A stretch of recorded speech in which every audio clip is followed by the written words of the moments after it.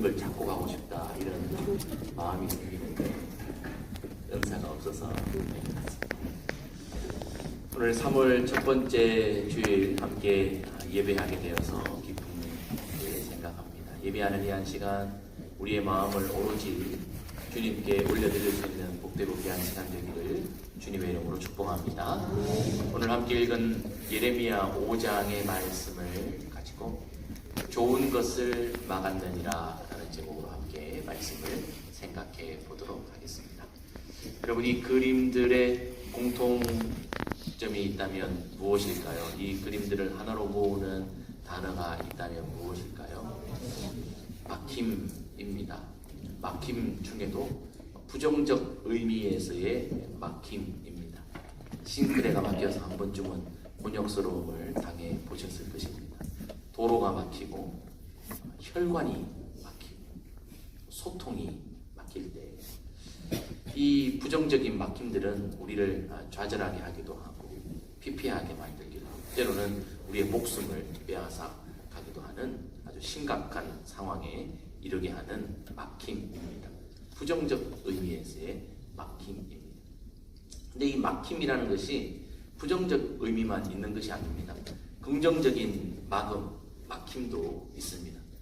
여러분, 전구 필라멘트, 이 전구에 빛을 내는 것, 여러분 물리학적으로 이 저항, 막힘이 없으면 에너지가 모아지지 않지 않습니까?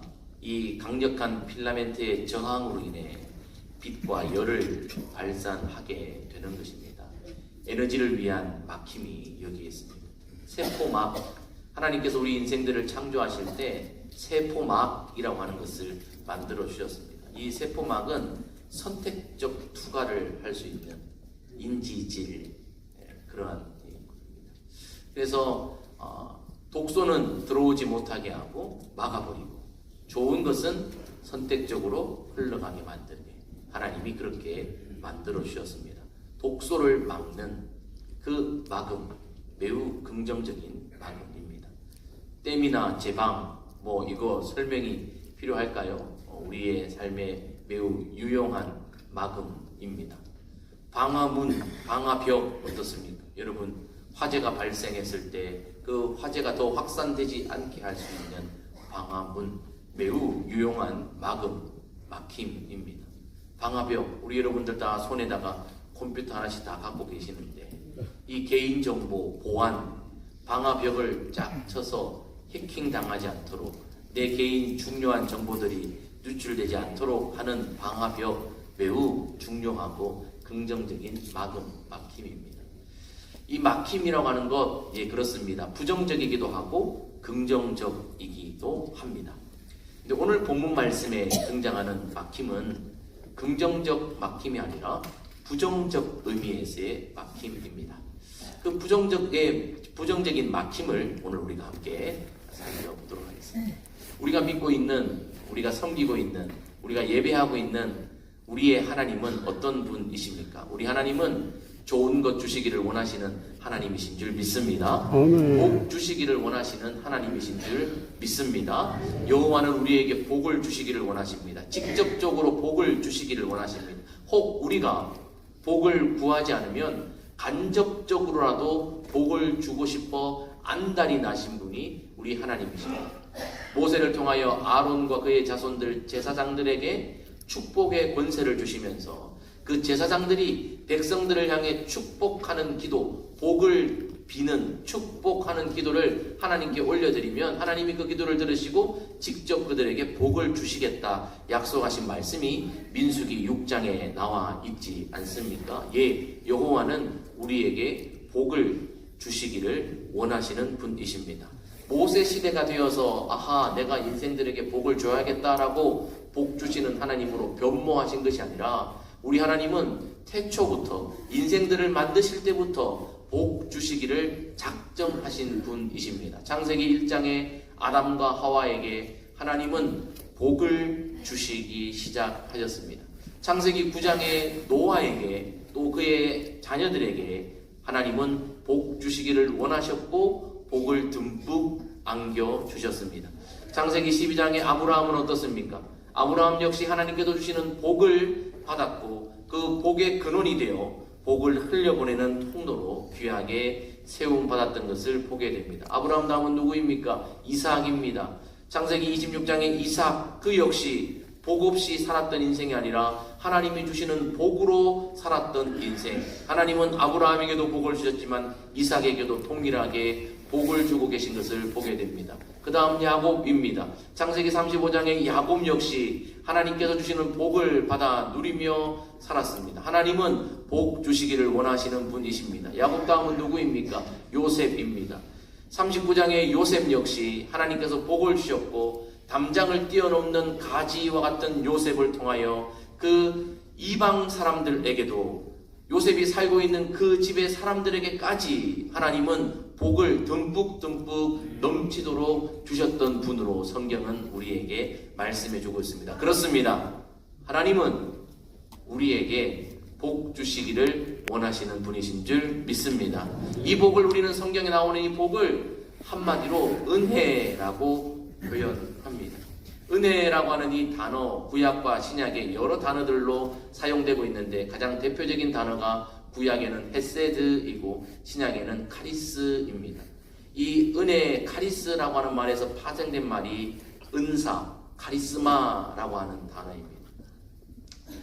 여러분, 은혜는 무엇입니까? 이 구약의 헤세드와 신약의 카리스의 의미를 합쳐보면 종합적으로 은혜가 무엇인지 우리가 이해할 수 있습니다. 헤세드는 언약에 기초한 신실한 사랑을 말합니다. 약속에 기초한 변함없는 사랑이 헤세드입니다. 하나님은 우리를 향해 은혜를 베푸실 때 약속의 근거에서 변함없는 사랑으로 은혜를 베풀어 주십니다. 카리스라고 하는 이 단어는 자격 없는 자에게 주시는 기쁨이라는 의미입니다. 그래서 이 두 단어의 의미를 합쳐보면 성경이 말씀하고 있는 하나님의 은혜는 언약에 기초한 신실한 사랑으로 자격 없는 자에게 주시는 기쁨이다 라고 그렇게 우리가 종합적으로 이해할 수 있겠습니다. 영어적인 표현으로 보면 공로가 없는 자, 메리트가 없는 자에게 베풀어 주시는 하나님의 호의를 말합니다. 여기서 공로가 없는 자는 받을 자격이 없는 자일 뿐만 아니라 한 걸음 더 나아가 벌을 받아 마땅한 자라는 의미도 포함이 되어져 있습니다. 벌을 받아 마땅한 자에게, 아무 공로 없는 자에게 그저 베풀어 주시는 하나님의 선물적인 호의, 그 기쁨이 바로 은혜라고 하는 것입니다. 이 은혜, 하나님은 언제나 우리들에게 은혜 베풀어 주시기를 원합니다. 여러분, 성경에 나오는 여러 가지 이 성경적 용어들의 이해를 하는 것이 하나님의 은혜를 더 입체적이고 구체적으로 우리가 이해할 수 있는데 큰 도움이 됩니다. 공의의 하나님, 자비의 하나님, 은혜의 하나님, 이렇게 우리가 하나님을 부릅니다. 하나님의 속성 또한 공의, 자비, 은혜로 표현되어집니다. 근데 요거를 여기가 여러분들이 좀 잘 이해할 수 있도록 한번 설명을 해드리겠습니다. 공의라고 하는 것은 수학적 기호로 따르면 이걸 같다는 거예요. 있는 그대로입니다. 공의는 죄를 지었으면 벌을 받고 잘했으면 상을 받는, 있는 그대로 해석하는 것이 공의입니다. 자비는요, 수학적 개념으로는 빼기입니다. 마땅히 받아야 할 벌을 면제해 주는 것이 자비입니다. 하나님 자비를 베푸소서라고 할 때 우리가 몇 주 전에 1만 달란트 빚진 자의 이야기를 이 자리에서 배웠지 않습니까? 1만 달란트 빚진 자에게 임금님이 하시는 말씀이 뭐였습니까? 내가 너에게 자비를 베풀었으니 너도 너의 동료에게 자비를 베푸는 것이 마땅하지 아니하냐라고 말씀하셨지 않습니까? 나도 너에게 빼줬으니 너도 네 동료의 죄를 빼주는 것이 마땅하지 않느냐라는 말씀이지요. 자비. 그래서 우리가 기도할 때 하나님 자비를 베풀어 주세요 라고 하는 이 말은 우리의 이 잘못한 것을 빼주세요, 벌을 면제해 주세요, 줄여주세요 라는 그러한 간구가 되는 것입니다. 반면에 은혜라고 하는 것은 수학적 의미로 따지면 더하기입니다. 더하기입니다. 은혜는 더하기입니다.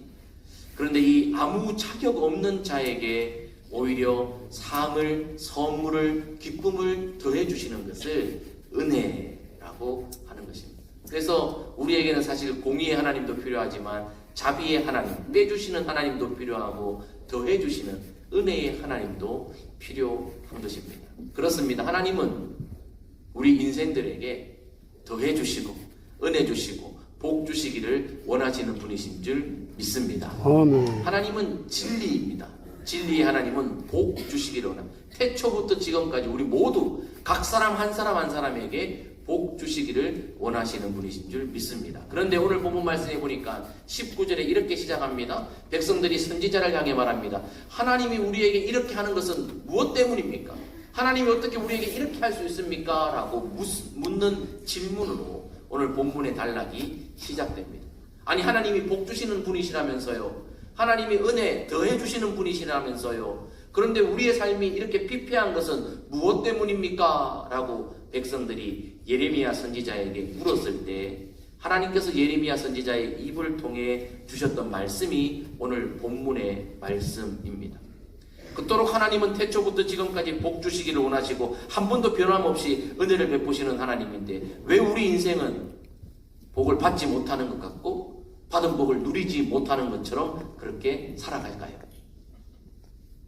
그 답을 오늘 성경이 말씀해 주고 있습니다. 하나님은 예레미야를 통해 이렇게 말씀하십니다. 예레미야 5장 25절 같이 한번 읽습니다. 시작.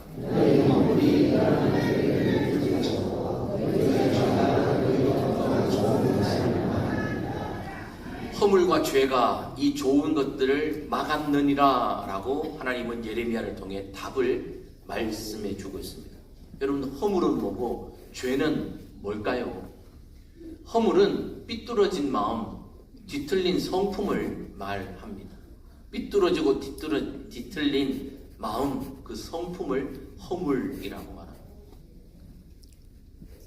이런 허물이 많은 마음이 행동으로 표현되어질 때 하나님이 원하시는 목표, 관역에 벗어나거나 관역에 도달하지 못하는, 즉 기준에 이탈하거나 기준에 미달되는 모든 행위들을 죄라고 말합니다.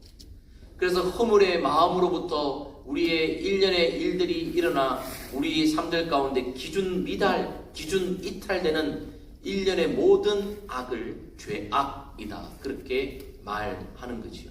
너희의 그 삐뚤어진 마음과 성품이 내가 너희에게 주는 복을 물리쳤고 너희의 그 죄의 행함이 좋은 것을 막아 차단했다 라고 그렇게 지금 말씀하고 있습니다.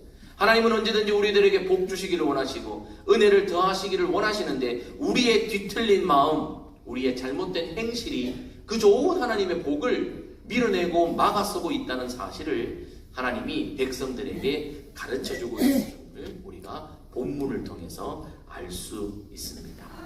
하나님이 복을 주시지 않는 것이 아니라 우리의 허물과 죄가 복을 막고 있다라고 말씀하고 있습니다. 그러면 구체적으로 당시에 이스라엘 백성들이 지었던 죄, 가지고 있던 허물은 무엇일까요? 그것을 살펴보면서 혹시 우리 삶에도 이런 일이 있으면 속히 우리도 이것들 가운데서 해방되기를 원하는 마음으로 말씀을 한번 살펴보도록 하겠습니다. 무엇이 예레미야 당시 이스라엘 백성들에게 하나님이 흘려보내주시는 복을 막아섰습니까? 그것은 하나님을 두려워하지 않는 그들의 마음, 하나님을 두려워하지 않는 그들의 행동 때문임을 말씀해 주고 있습니다. 오늘 본문 21절, 22절을 새번역 성경에 보니까 이렇게 번역했습니다. 너희는 이제 내가 하는 말을 잘 들어라. 너희는 내가 두렵지도 않느냐? 나 주의 말이다. 너희는 내 앞에서 떨리지도 않느냐? 하나님의 말씀입니다. 여러분, 하나님 앞에 설 때 두렵고 떨림으로 우리가 서야 합니다. 여러분, 예배 드리는 게 너무 편하십니까? 그러면 바르게 자세를 바르게 하시고 마음가짐을 바르게 하시고 두렵고 떨림으로 예배 드려야 돼요. 기쁨과 감사로 예배 드릴 뿐만 아니라 두렵고 떨림으로 예배 드려야 됩니다. 왜냐하면 그분은 우리와 존재 자체의 급이 다르시기 때문에 하나님 앞에 두려워할 줄 알아요. 떨림으로 서야 합니다. 여러분, 하나님을 두려워하지 않는 것, 하나님을 경외하지 않는 것, 그것은 우리의 삶의 배반과 반역으로 이어지게 되는 것입니다. 단지 이스라엘 백성들 하나님을 두려워하지 않았기에, 경외하지 않았기에, 하나님을 존경하지 않았기에, 존중하지 않았기에 그분의 말씀을 가볍게 여겼고 그분의 존재 자체를 가볍게 여겼기에 그분을 배반하고 반역하기에 이르렀다라고 성경은 말씀하고 있습니다. 여러분, 존중하지 않으면 그 존재, 그 말을 무시합니다. 자녀가 부모 말씀에 불순종하는 것은 부모를 무시하는 거예요. 여러분들 보세요. 여러분들 잘 보세요. 만약에 여러분들이 주식을 투자한다 그러면 저한테 묻지 마세요. 제가 하는 말은 무시하셔도 됩니다. 네, 저는 주식의 주자도 모르고 오직 주자 아는 것은 주님의 주자밖에 몰라요. 그래서 제가 뭘 투자하세요 한다고 여러분 하면 안 돼요. 제 말은 무시하셔도 돼요. 네, 그 방면에서는 무시당해도 마땅합니다. 근데 여러분, 하나님은 모든 영역에서 우리에게 무시당하실 분이 아니시죠. 하나님의 모든 말씀은 내 귀에 부드럽게 들리건 껄끄럽게 들리건, 내 귀에 좋게 들리건 달게 들리건 쓰게 들리건 나쁘게 들리건, 주의 말씀은 양약과 같아서 우리의 영혼육을 살리고 건강하게 하시는 말씀인 줄 믿습니다. 근데 우리는요, 달게 들리는 말씀, 좋게 들리는 말씀, 쉽게 들리는 말씀에는 아멘 하지만 내 기분에, 내 마음에, 내 생각에 맞지 않는 주의 말씀은 아멘이 아니라 노멘.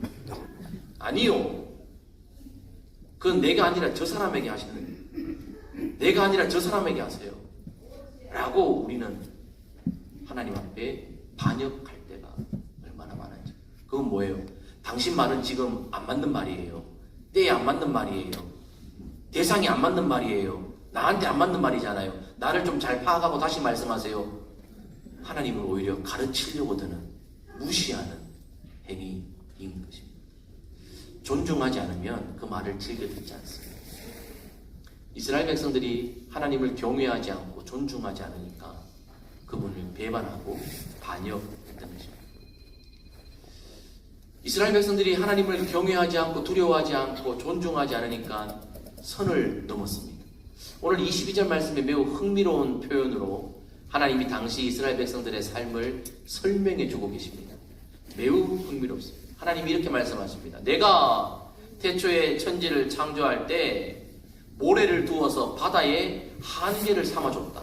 바다야, 너는 이 모래를 넘어오지 마라 라고 내가 선을 그어줬다. 이것은 영원히 내가 그어준 한계였다. 그래서 저 성질 못된 파도가 거세게 일어나도, 저 성질 못된 파도가 넘실거리며 뛰어놀아도 내가 그어준 이 한계는 넘지 않는데 어찌하여 내 백성은 내가 그어준 선을 자꾸 넘느냐라고 말씀하십니다. 여러분, 인생을 살다 보면 지켜야 될 선이 있잖아요. 여러분, 차를 타고 가실 때 정지선을 잘 지키시고 주차선을 잘 지키시고 선을 지켜야 되죠. 여러분, 사람과의 관계도 마찬가지입니다. 사람과의 관계 속에서도요, 선이 있습니다. 아무리 친한 관계여도, 너무 친밀한 관계여도 지켜야 될 선이 있습니다. 그거 안 지키면요, 인간관계 무너집니다. 인간관계 속에 품격이 있어야 되죠. 아무리 친하고 오래 보고 선배고 후배고, 어이 야, 이게 뭡니까 품격 없게. 교회에서 품격 있게 불러주라고 여러분, 직분도 집사, 권사, 집사님 부르면 되지. 어이 김집사. 그건 하나님이나 부르실 호칭이지. 집사님 이렇게 불러야 되지. 내가 선배건 나이가 많건. 여러분, 가까운 사이일수록 예의를 지켜야 그게 품격 있는 인생이에요. 가깝다고 함부로 말하고 그러면 부부지간에 가깝다고 막 함부로 말해봐요. 결과는 싸움밖에 더 납니까? 일하고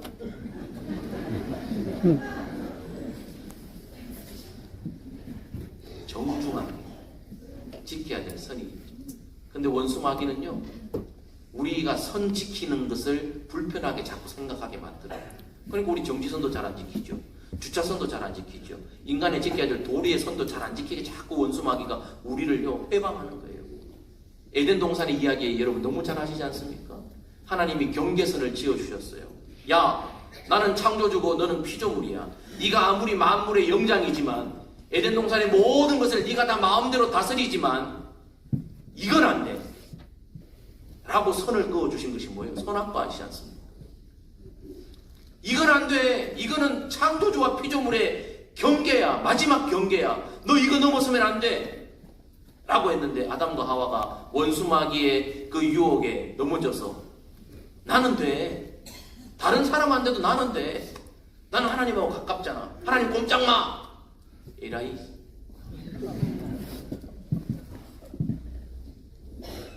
어디서 하나님 앞에서 불경건을 하게 그런 언행을 합니까? 하나님 앞에 지켜야 될 선이 있어요. 부모 자식 간에도 지켜야 될 선이 있어요. 그게 인생의 삶의 도리입니다.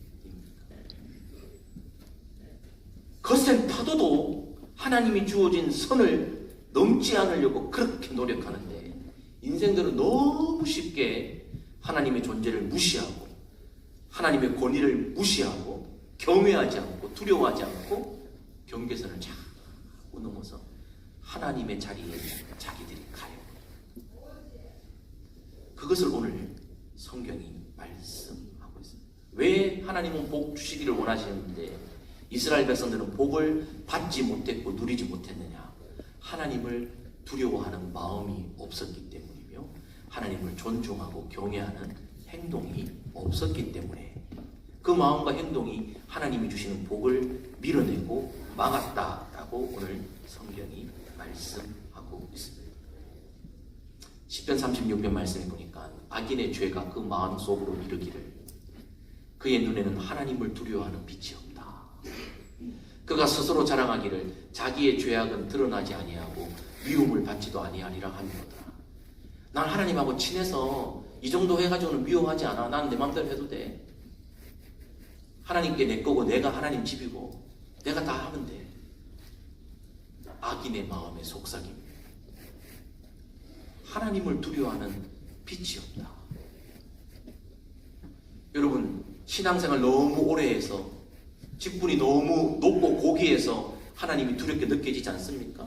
예배를 너무 많이 드려서 받은 은혜가 너무 많고 커서 하나님이 우습게 여겨집니까? 그러면 큰일 납니다. 하나님은 창조주이시고 우리는 피조물에 불과합니다. 하나님은 우리에게 아무리 잘해주셔도 지켜야 될 선이 있습니다. 그게 바로 경외예요.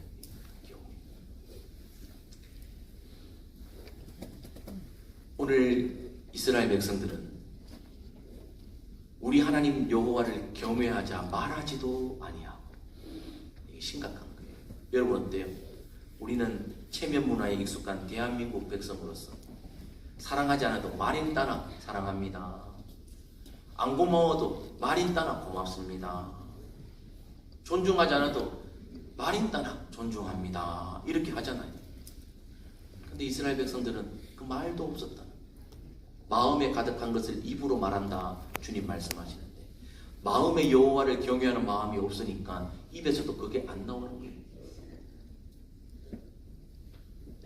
이스라엘 백성들은 하나님을 경외하자 말도 하지 않았어요. 여러분 하나님을 경외한다라고 할 때 단순히 무서워하는 것이 경외가 아닙니다. 여러분 조폭들 주먹이나 칼이 무서워가지고 배신도 안 하고 막 충성하는데 우리가 하나님께 충성할 때 조폭 주먹과 칼이 무서워서 그렇게 충성하듯이 충성하는 게 아니에요. 하나님을 경외한다는 것은 존중한다는 거예요. 그분을 가장 귀한 분으로 가장 큰 분으로 그렇게 존중이 여기기 때문에 너무 귀하기 때문에 함부로 할 수 없는 거예요. 여러분 한번 생각해 보세요. 여러분 길을 가다가 여러분 정말 존중하는 은사 선생님이 저 앞에 걸어온다고 생각해 보세요. 그러면 아이고 우리 선생님이시다. 온 몸을 가다듬고 아이고 나 봐. 떠진 거 아니야? 하고 오시면은 정중 인사. 이게 경외예요.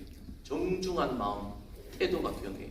여러분 정말 귀한 분이 여러분 집에 초대되어 오신다고 생각해 보세요. 미리 청소 다 해놓고 정리 다 해놓고 방석도 다 깔아놓고 해놓고 또 띵동 하면요. 또 앉기 전에 방석도 틀고 먼지도 없는 또 틀어. 잘 반듯하게 놨는데 또 이렇게 만져. 이게 뭐예요? 이게 경외하는 마음에서 우러나는 태도예요.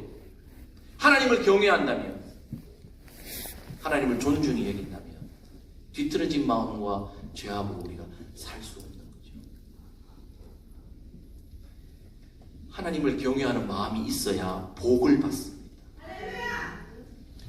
욥기 28장 28절, 잠언 8장 13절 말씀을 같이 한번 읽겠습니다. 시작.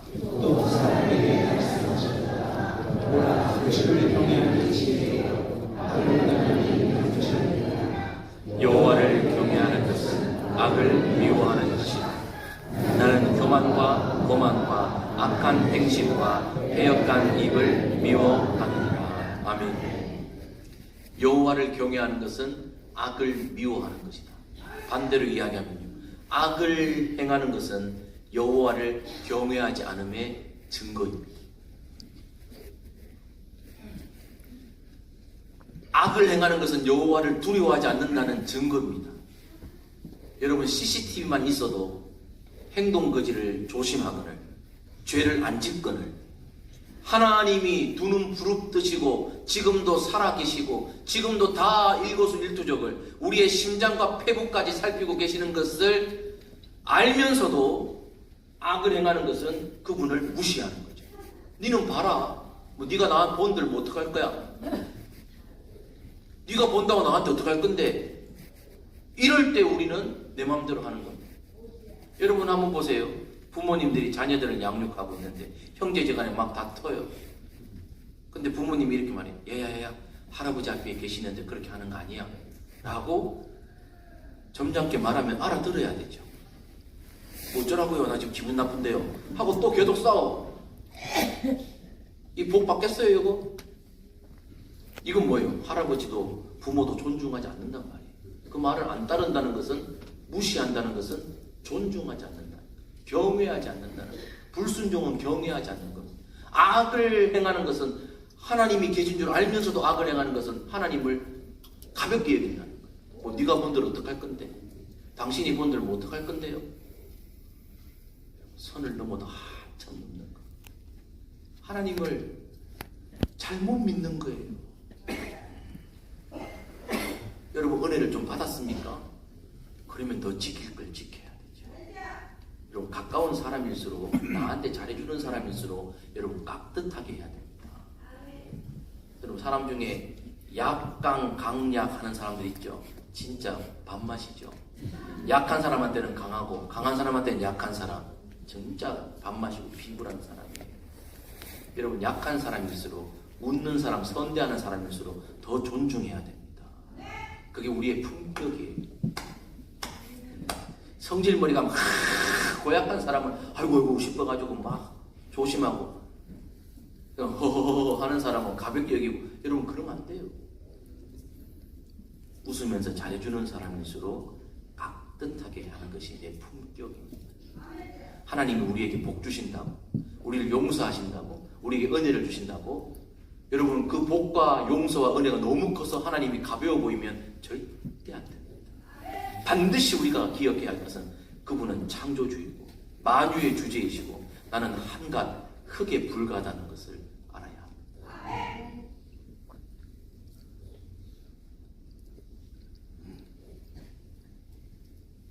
이스라엘 백성들은 하나님을 경외하는 마음이 없고 하나님을 경외하는 태도가 없어서 자기들 스스로 복을 밀어내고 막고 있었습니다. 두 번째로, 하나님 어떻게 우리한테 이럴 수 있습니까? 라고 묻는 질문에 예레미야의 답이, 너희 안에 속이는 마음이 가득하고 너희의 삶에 속이는 행동이 가득해서 좋은 것을 그것들이 막았다 라고 말합니다. 27절 말씀에 세장의 새들이 가득함 같이 너희 집에 속임이 가득하다 말씀하십니다. 여러분, 새가 새장에 왜 들어가 있습니까?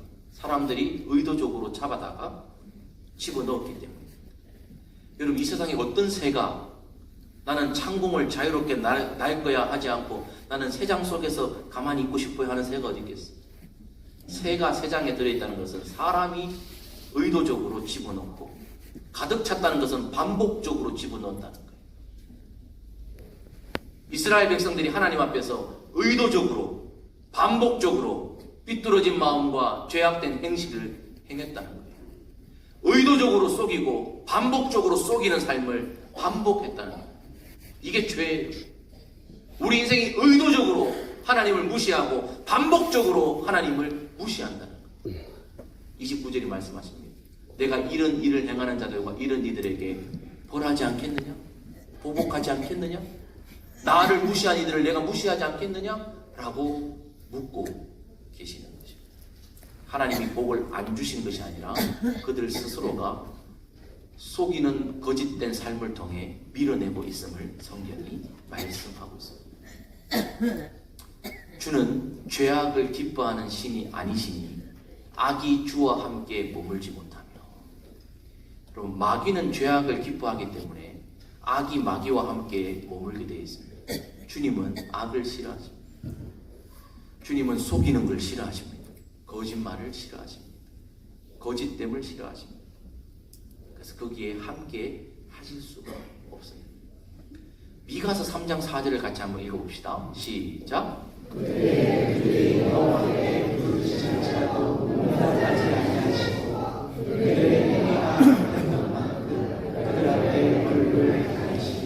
민수기 6장에서 여호와는 내게 얼굴을 비추사 은혜와 평강 주시기를 원하시느니라 라고 복 주시기를 원하셔서 제사장들이 축복하면 그 축복을 듣고서라도 너희가 구하지 않아도 그 축복 기도로 인하여 너에게 복을 주겠다라고 후의 마음을 가지셨던 하나님이 어찌하여 지금 얼굴을 가리신다고 말씀하십니까? 하나님이 얼굴을 보이시면 은혜와 평강이 우리에게 임하는데 하나님이 얼굴을 가리시면 우리 가운데 뭐가 임하겠습니까? 여러분, 언제 하나님이 얼굴을 가리십니까? 못 볼 걸 보실 때 얼굴을 가리십니다. 안 본 눈 삽니다. 내가 이걸 왜 봐야 돼? 난 이거 못 봐. 나는 볼 수가 없어. 난 이게 싫어. 그럴 때 하나님은 얼굴을 가리십니다. 근데 여러분, 하나님이 얼굴을 가리시는 결과는요, 우리에게 은혜와 평강이 없습니다. 복이 없습니다. 하나님이 우리를 향해 얼굴을 비추지 않으시면 우리는 복을 누릴 수가 없는 거예요. 그 원인이 뭡니까? 그들의 행위가 악했던 만큼, 그 기간만큼, 그 횟수만큼, 그 무게만큼 나도 얼굴을 가리겠다. 불러도 대답하지 않는다. 여러분, 어떻게 태초부터 복 주시기를 원하시는 하나님의 모습이 이렇게 바뀌었습니까? 누구 때문입니까? 우리의 허물과 죄 때문인 것입니다. 여러분, 잘 들으세요. 구원은 은혜로 받습니다.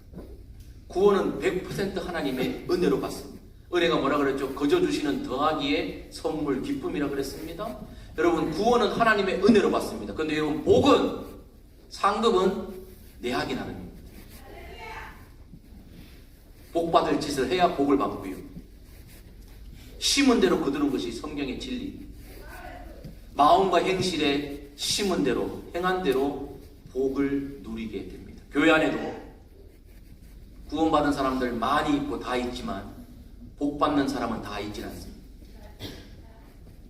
여러분들이 인생을 한번 생각해 보세요. 주변에 있는 사람들도 보세요. 복 받은 사람은 복 받을 마음과 복 받을 행실로 살더라고요. 하나님과 사람들 앞에 그렇게 살더라고요. 하는 것마다, 하는 짓마다 마음이나 행동이 하나님의 얼굴을 가릴 수밖에 없는 일을 하면은 복 못 받더라고요. 하나님은 우리에게 여전히 복 주시기를 원하십니다. 그래서 우리에게 회개를 촉구하시죠. 하나님은 우리의 행위대로 보응하시는 분이십니다. 그래서 회개를 촉구하십니다. 우리의 허물과 우리의 죄악이 하나님의 좋은 것을 막고 있습니다. 오늘 말씀을 우리의 삶에 한번 적용해 봅시다. 그 옛날 이스라엘 백성들처럼 내 삶을 가만히 들여다보며 적용해 봅시다. 어떻게 하면 다시 복 주시기를 원하시는 하나님의 복을 받으면서 누릴 수 있을까? 첫 번째, 하나님을 다시 가장 높고 존귀한 하나님의 자리에 모시는 저와 여러분 되기를 축복합니다. 하나님을 가장 존귀하게 여겨야 돼. 하나님은 하나님 대우해드려야 돼. 대우해드리면 복을 받게 돼 있습니다. 두 번째, 회개의 용기와 결단을 실행해야. 회개야. 나 잘못됐네. 아니요. 그 마음가짐이 회개가 아니에요. 진짜 여러분 골방에 들어가서 회개해야 돼요. 하나님, 내가 하나님을 무시했던 것을 용서해 주세요. 하나님을 존중히 여기지 않았던 내 언행 심사를 용서해 주세요. 하나님을 존중히 섬기지 못했던 내 게으름을 용서해 주세요. 회개가 있어요. 내 안에 속임이 가득 차고 거짓이 가득 차 있음을 용서해 주세요. 여러분 골방에 들어가서 회개하는 기간이 사순절이에요. 사순절에 촐랑촐랑 다니면서 노는 게 아니라 골방 안으로 들어가 내 마음을 찢고 주님 앞에 죄를 뒤집어 쓰고, 주님, 내가 하나님을 경외하지 못하고 살았습니다. 회개하는 기회. 회개해야 합니다. 회개하지 않으면 누가복음 13장 3절 13장 5절 똑같은 말씀을 주님이 반복하시며 강조하세요. 너희도 만일 회개하지 않으면 망하리라. 회개하지 않으면 망하리라. 로마서 2장 5절 네 고집과 회개하지 아니하는 마음을 따라 진노의 날에 임할 진노가 내게 쌓인다. 여러분 회개하지 않으면 내게 진노가 쌓이고 회개하면 복이 쌓이는 줄 믿습니다. 이 사순절 기간 3월 첫째 날입니다. 주께서 사랑하시는 성도 여러분, 하나님은 지금도 우리에게 복 주시기를 원하셔서 복 받을 답을 주고 계십니다. 다시 하나님을 경외하며 하나님을 하나님의 자리에 모셔라. 그리고 네 안에 있는 거짓과 속임, 죄악들을, 허물과 죄를 다 토해내라. 그러면 다시 막혔던 복의 흐름이 너에게 갈 것이다 말씀하십니다. 주의 은혜 가운데 반응할 수 있는 역사가 우리 모두에게 있기를 주의 이름으로 축복합니다. 기도하겠습니다. 하나님 아버지, 죄가 많아서 지옥 가는 것이 아니라 회개하지 않아서 지옥 갑니다. 하나님이 복을 주지 않으셔서 복이 내게 없는 것이 아니라 내가 하나님의 복을 밀어내고 막고 있기에 복을 누리지 못합니다. 하나님, 이 진리를 깨닫게 하시니 감사합니다. 다시 하나님을 존중하고 경외하게 하시고 막혔던 은혜와 복의 문이 열리게 하옵소서. 예수님 이름으로 기도합니다. 아멘.